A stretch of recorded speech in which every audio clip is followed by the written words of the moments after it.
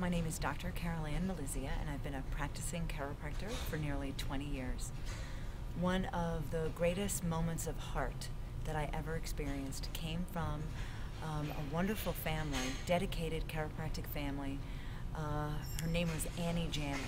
She had raised two beautiful, happy, healthy children that I'd had the privilege of watching grow up, and they were actively involved in sports and arts in high school.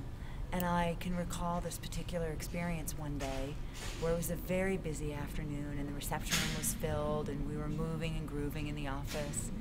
And I walked into the room and I could sense that there was a change in Annie's energy. And she asked me, Dr. Carol Ann, please adjust Jessica and Jason and me last, and then I need you to sit down. I have something I need to tell you. So I did what she asked and adjusted the two children, adjusted Annie, and then sat down.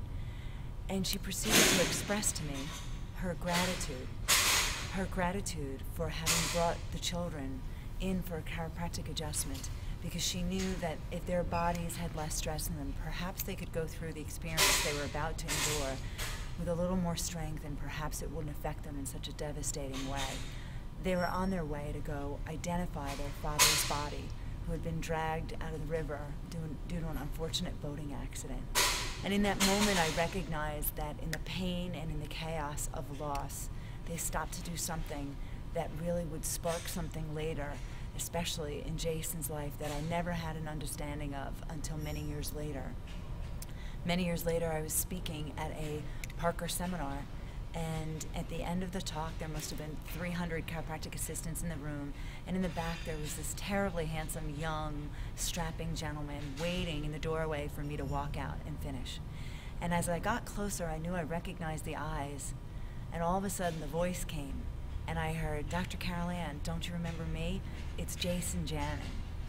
And I couldn't believe it was him, but what was the most incredible piece was the gratitude he expressed for me, for how much he loved his life. He had become himself a doctor of chiropractic and now had the opportunity to affect hundreds of millions of lives the same way I was given that opportunity on that day that he had to go and identify his dad's body.